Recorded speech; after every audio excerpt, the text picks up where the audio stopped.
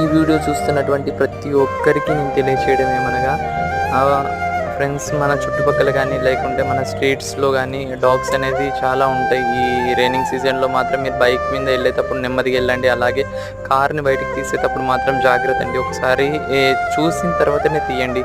చూస్తున్నారు కదా, మన ముందు ఉన్నటువంటి 3 డాగ్స్ అనేది ఒక్కో లెగ్ లేదనమాట, మొత్తం డ్యామేజ్ అయిపోయింది.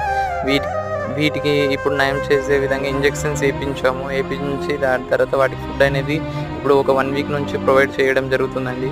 దాని తర్వాత మీరు వెళ్ళేటప్పుడు మాత్రం మీ చుట్టుపక్కల ఏమన్నా చిన్న స్ట్రీట్ డాగ్స్ ఉంటే కూడా వాటికి మీకు తగినంత సాయం అయితే చేస్తారని ఈ యొక్క వీడియో తీస్తున్నానండి. మీకు ఒక డాగ్స్కి హెల్ప్ చేసినా నాకు ఎంతో మనస్ఫూర్తిగా మనశ్శాంతిగా ఉంటుందండి. తర్వాత హెల్ప్ చేయండి ప్లీజ్. యానిమల్స్కి, బర్డ్స్కి అయితేనేమి, జంతువులకి అయితేనేమి, ప్రతి ఒక్కదానికి ఏదో ఒకదానికి హెల్ప్ చేస్తారని ఈ యొక్క వీడియో అనేది తీస్తున్నానండి. థ్యాంక్స్ అండి వాచింగ్ ఫర్ దిస్ వీడియో.